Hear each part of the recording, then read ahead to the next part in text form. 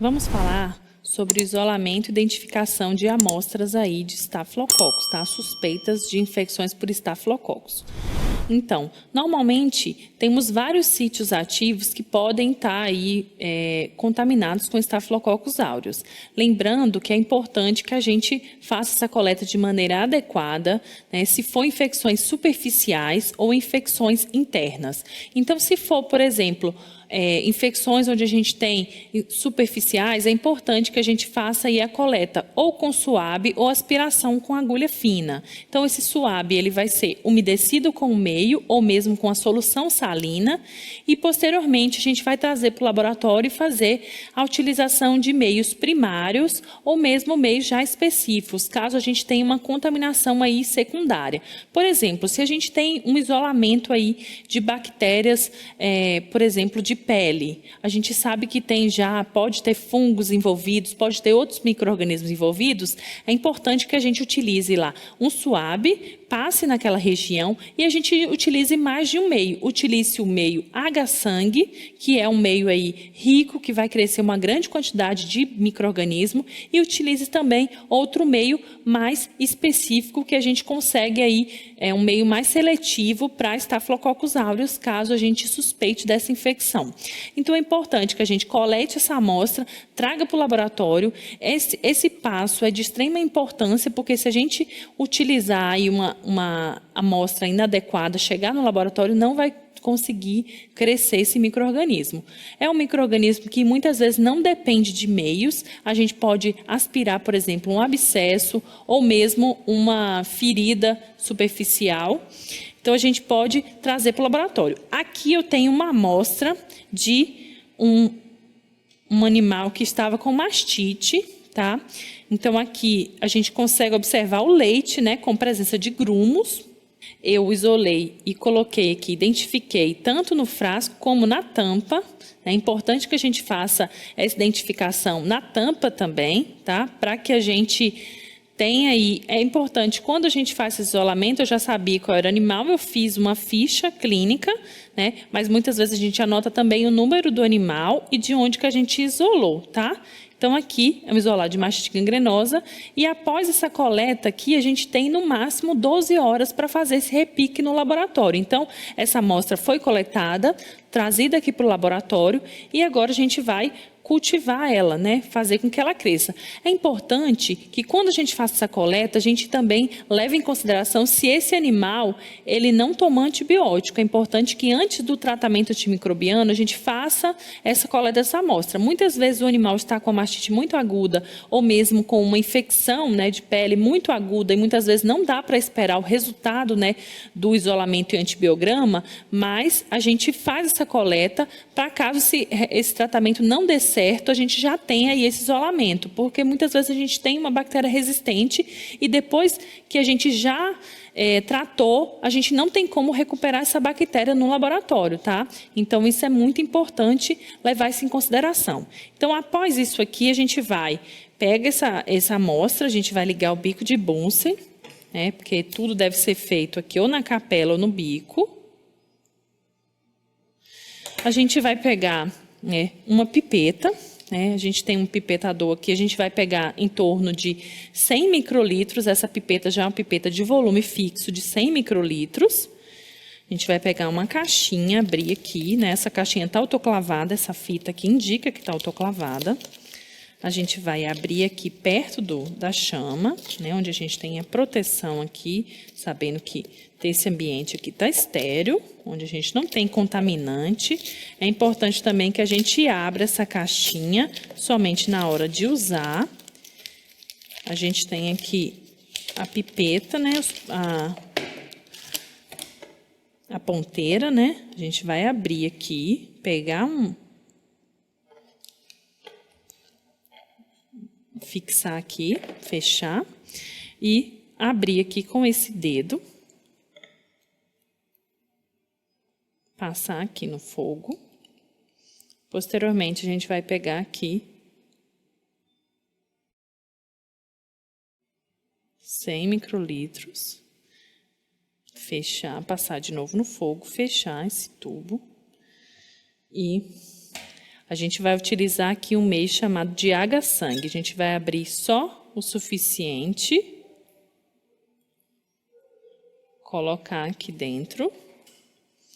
Posteriormente, a gente vai utilizar uma alça de Drygalski. Essa alça aqui de vidro, onde a gente vai flambar essa alça, para que a gente, né, esterilize essa alça. Depois desse processo, a gente vai esperar esfriar um pouquinho, para a gente garantir, a gente vai, né, pode encostar aqui, se ela não fizer barulho de queimado, não queimar o AGA, a gente vai espalhar. Vai fazer esse espalhamento aqui na superfície. Espalhou. Caso fosse um suave, a gente podia estriar ou mesmo espalhar em toda a superfície para facilitar esse crescimento. A gente consegue observar aqui esses pontos alaranjados. Isso aqui é a coagulação do leite, né? O leite está coagulado por conta dessa suspeita que a gente tem desse Staphylococcus aureus positivo. Ele tem essa capacidade de coagular as proteínas, tanto do soro como do leite. Então, a gente tem aí as proteínas plasmáticas e as proteínas aqui do soro, né, do leite. Por isso que causa aqui esses coágulos. Além disso, né, a gente está fazendo aqui esse isolamento nesse meio chamado de H-Sangue. Esse meio é um meio de grande importância porque é um meio rico, ele cresce uma gama muito variada de micro-organismos, apesar do Staphylococcus aureus ele poder crescer em outros meios, mas a gente também confere uma importância aqui na identificação desses micro-organismos, que é a presença de hemolisinas. Essas hemolisinas, né, que vão lisar, a gente vai poder observar, e isso também faz parte do processo de identificação desses micro-organismos. Esse sangue, ele é utilizado, né, um H-Sangue de carneiro, porque ele contém, né, umas células, as hemácias dos carneiros são hemácias mais sensíveis à lise desses micro-organismos, e a gente coleta, né, lá no campo, desfibrinando esse sangue, né, com algumas esferas de vidro, em torno aí de 80 gramas de esferas de vidro, que a gente coloca num frasco estéril, a gente coleta o sangue, traz para o laboratório e a gente prepara esse meio junto com o H-base. Vamos lá na prática mostrar como que é feita essa coleta desse sangue para preparo do H-Sangue. Iremos fazer a coleta de sangue para o H-Sangue. Nesse procedimento, temos aqui um sistema de vidro, um sistema aqui fechado com esferas de vidro, 80 gramas de esfera de vidro. Temos aqui um extensor e uma agulha 40 por 12. Já realizamos a tricotomia. Iremos realizar a antisepsia desse local aqui com álcool 70. Acabou sangrando um pouco aqui por conta da tricotomia. A gente vai fazer aqui o garrote, né? Vou fazendo garrote com meu dedo. Tem uma agulha e irei furar o animal. E agora o sangue vai descendo para esse sistema. Iremos fazendo aqui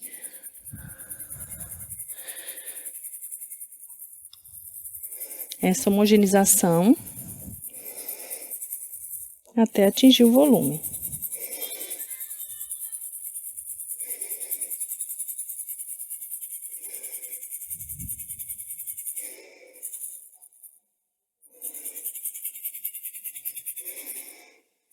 Após o volume, iremos retirar esse sistema aqui e proceder aqui homogeneizando por 15 minutos, para que não forme aí os coágulos, né, para ocorrer a desfibrinação desse sangue. Após isso, iremos levar para o laboratório e misturar no AGA já pronto e autoclavado. Vamos agora no laboratório continuar o procedimento do preparo desse H-Sangue. Após chegar do campo, esse sangue ele vai ser filtrado e posteriormente misturado a um meio H-base já autoclavado, pois esse sangue não será autoclavado. A gente não pode autoclavar, senão vai virar outro meio, né, o H-chocolate. Após essa realização desse meio, autoclavar esse meio, a gente vai esfriar esse meio em banho-maria, em torno de 50 graus, e adicionar lentamente esse sangue. Após isso, a gente vai distribuir nas placas e fazer a inoculação, né? Como a gente já mostrou anteriormente, essa inoculação de uma amostra de leite, né? Após isso, essa amostra ela vai ser, né, já foi, né, colocada na estufa, deixada lá em 37 graus por 24, 48 até 72 horas, né? Geralmente cresce até 24 horas, e aqui a gente tem agora o crescimento dessa bactéria nesse meio. Então aqui, né, essa bactéria a gente consegue observar, né, onde a gente tem aqui a bactéria cresceu, uma bactéria clara, e a gente consegue, né, uma bactéria acinzentada, que a gente vai mostrar daqui a pouquinho, e a gente consegue observar aqui os halos de hemólise. A gente consegue ver essas áreas mais claras aqui, alaranjadas, que indica esse processo de hemólise. A gente consegue ver onde não tem crescimento aqui, o meio está avermelhado, e onde tem um crescimento, a gente consegue ver alguns pontos até mais claros, e essa área aqui, um vermelho mais claro indo para o alaranjado. Além disso, a gente consegue observar também, né, essa bactéria. A gente vê aqui a coloração. Esse aqui é uma estria simples, que a gente está vendo aqui alguns pontos, a gente consegue ver uns pontos menores, embora esse estriamento aqui for uma estria simples, a gente não consegue ver muito bem a definição, mas a gente vê que são as bactérias pequenas, né? Acinzentadas, ela pode variar aí de um cinza até um amarelo ouro, né, que muitas vezes, né, algumas bactérias apresentam aí um pigmento, mas não é obrigatório para ser Staphylococcus aureus ser amarelada, tá? Então, aqui nesse meio, ela não apresentou-se dessa cor, tá? Essa questão de morfologia de colônia, muitas vezes ela é variável, a depender do meio e a depender do espaço que a bactéria tem para crescer. Por exemplo, aqui, as bactérias, como tem muita bactéria crescida, muitas colônias, elas estão juntas uma da outra, né? Formando essa linha, já que a estria não foi feita aí, né? Pegou muito isolado ou mesmo deixa muito tempo crescendo. Já aqui nesse meio, a gente tem uma hemólise totalmente completa, de acordo com o tempo. Então, aqui uma cepa ATCC, onde a gente colocou para crescer. Aqui a gente consegue observar a hemólise completa do sangue. Aqui era um meio H-sangue que ficou totalmente amarelado. Por quê? Uma colônia que passou mais tempo. A gente teve aqui, foi um espalhamento em superfície, que a gente está vendo aqui, cresceu em toda a superfície, alguns pontos que não espalhou direito não cresceu, mas a gente consegue observar aí uma hemólise completa, devido principalmente ao tempo. Se a gente deixar mais de 48 horas, a gente vai ter aí essa hemólise completa com um tempo maior. Outro meio que a gente utiliza aí para diferenciar quando a gente tem alguns isolados, algumas amostras muito contaminadas com outros micro-organismos, é o agar-sal-manitol. Esse agar é um agar que tem aí o manitol, que é um açúcar, e, além disso, ele tem uma concentração aí de sal, né, de 7,5%. Então, a gente vai colocar a bactéria aqui para crescer nesse meio, e a bactéria vai utilizar o manitol e produzir ácido lático. Quando produzir ácido lático, ele vai provocar abaixamento do pH e a mudança de coloração. Então, esse meio que é naturalmente aqui alaranjado, ele vai se tornar, né, as bactérias Staphylococcus aureus, quando crescidas, né, vai provocar um abaixamento do pH, e a gente vai ter aqui, né, a mudança de coloração para esse meio, tá? Sendo que algumas bactérias Staphylococcus coagulase negativo ou algumas espécies podem não crescer nesse meio, tá? Porque não toleram essa concentração de sal. Então, o Staphylococcus aureus pode crescer nesse meio agar-sal-manitol. Geralmente é um meio que a gente utiliza aí, porque a grande parte que cresce nesse meio são os Staphylococcus aureus. Agora vamos partir para a identificação, né? Então, a gente tem aqui essa bactéria, eu não sei, né, se é realmente aureus ou não. O primeiro teste que a gente faz é o teste da catalase, né? Primeiro a gente faz o GRAM, né? Mas muitas vezes o GRAM, ele dá um pouco de dúvida, principalmente quando a gente pega uma amostra que fica muito, né, uma quantidade muito grande de bactéria. Então, para fazer o GRAM, a gente não precisa, né, pegar uma alçada muito grande. É só encostou aqui no meio, a gente passa, né, rapidamente aqui na lâmina, né, a gente vai usar uma lâmina, simples aqui, né? É importante lembrar também que essa parte fosca aqui, ó, ela deve ser colocada para frente, tá? Para a gente saber qual lado que a bactéria tá? Para a gente não tirar na hora que for enxugar essa lâmina. E aqui a gente identifica com o lápis, porque a gente utiliza no GRAM uma solução de álcool éter, tá? E esse álcool pode retirar a identificação caso a gente escreva com alguma canetinha específica, tá? Então é importante que a gente escreve aqui de lápis, a gente faz o GRAM, né? Pega aqui, coloca uma alçada de solução salina, passa aqui, né, essa solução salina, pega um pouco dessa colônia, espalha completamente, faz a coloração de GRAM e observa. Aqui a gente já fez esse protocolo de procedimento de coloração de GRAM e daqui a pouquinho eu vou mostrar para vocês como que é essa morfologia. Outro teste que a gente faz, de grande importância, é o teste da catalase. A catalase é uma enzima que diferencia aí que os estafilococcus possuem e que os streptococcus não possuem. Então, a gente vai identificar e separar esses dois grandes grupos, se é estafilococcus ou se é streptococcus. Então, a gente tem aqui um isolado, né, onde a gente vai pegar uma alçada desse isolado, e eu vou mostrar para vocês aqui basicamente, esses dois isolados. Eu vou pegar um isolado negativo para vocês observarem. Então, a gente vai pegar aqui, esperar esfriar um pouquinho. Eu vou pegar uma alçada, eu vou até pegar uma quantidade boa. Vou colocar na lâmina. E essa catalase é uma enzima que eu coloquei aqui desse lado. Flambar a alça novamente, né, para não ter a contaminação. E a gente vai pegar uma água oxigenada 3%, tá? Uma água oxigenada basicamente 30 volumes. Então, a gente vai pegar uma gotinha e colocar. Se a bactéria ela tiver a enzima catalase, ela vai formar, né, ela vai quebrar o peróxido de hidrogênio. Podemos observar aqui a formação de bolhas. Isso significa que a bactéria ela possui essa enzima catalase, que quebra aí, né, o peróxido de hidrogênio em água e oxigênio. E oxigênio que faz essa formação de bolha. Tá? Então, aqui a gente já conclui que é um estafilococcus.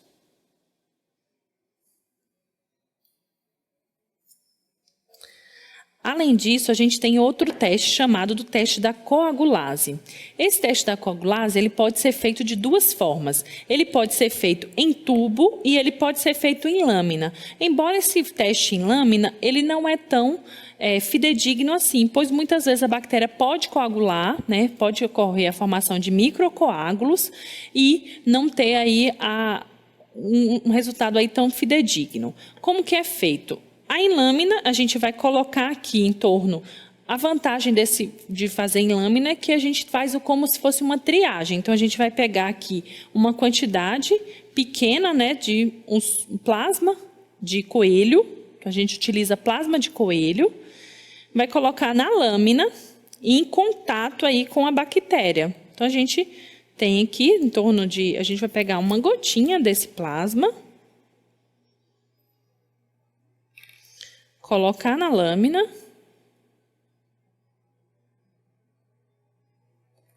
E a gente vai colocar a bactéria aqui nessa lâmina. Muitas vezes, como ele é um teste de triagem, a gente depois faz o outro teste que utiliza um pouco mais de plasma, né? Já que a gente sabe que tem uma certa dificuldade de se conseguir muitas vezes esse meio.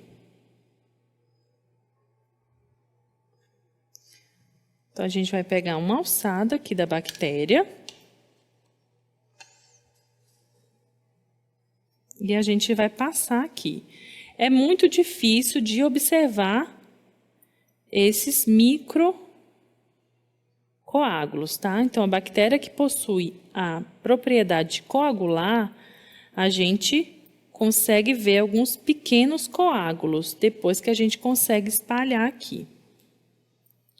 Mas, como eu disse, esse teste é um teste de triagem.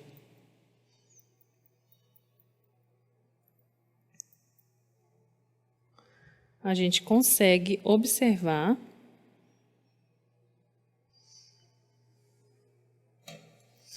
Aqui a gente está conseguindo observar uns pequenos coágulos. Então, a gente coloca a bactéria no plasma de coelho e a gente consegue muito sutilmente ver os pequenos coágulos. E aí a gente parte aí para fazer, né, essa prova, identifica e seleciona os estafilococcus coagulados positivos, que é basicamente o Staphylococcus aureus, a espécie mais importante, diferenciando aí dos Staphylococcus coagulados negativo, tá? Essa bactéria ela vai provocar aí a formação de um coágulo, como se fosse, como ocorre no processo de coagulação, né, com formação da fibrina. Tá? Então, a gente tem aqui a formação desse coágulo que a gente consegue observar. Outro teste que a gente faz é a coagulase em tubo. Então, deu positivo na coagulase em lâmina, a gente confirma com a coagulase em tubo. Para isso, a gente vai utilizar 0,5 ml, né, de plasma de coelho também, tá? E aí, a gente vai fazer aqui, colocando, a gente vai pegar esse plasma de coelho, pegar aqui uma alçada, tá, de bactéria suspeita, que a gente, né, já fez a triagem. Muitas vezes a gente faz essa triagem para economizar um pouco mais, né, já que a gente ali utiliza 2 gotinhas, né, de plasma, e aqui a gente usa 0,5, gasta um pouco mais. E quando a gente tem rotinas aí laboratoriais muito maiores, a gente vai pegar aqui e colocar dentro. Após isso, a gente vai incubar. A gente pode incubar em estufa a 37 graus ou a gente pode incubar em banho-maria, tá? Podendo ser observada em 2, 6 e a leitura definitiva em 24 horas. E o que a gente vai observar? A formação de um coágulo, tá? Vai coagular esse plasma aqui. Isso a gente está vendo aqui, ó. Ele está totalmente líquido, né? Que a gente acabou de fazer. Agora, a gente vai observar um que a gente já deixou o tempo lá, né? Então, agora, esse aqui é o negativo, né? Que eu acabei de fazer, eu não sei se é negativo ou positivo. E a gente tem aqui a formação desse plasma. Desse coágulo. A gente consegue observar que quando a gente mexe, tem um coágulo aqui no fundo. E esse coágulo aqui, que é o teste da coagulase positiva. A gente vê que tem um coágulo aqui, formou esse coágulo, que muitas vezes ele nem se desprende quando a gente vira o tubo.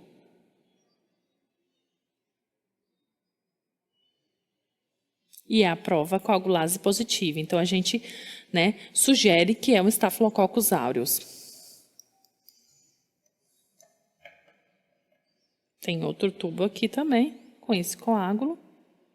Formação de um coágulo quase que completo.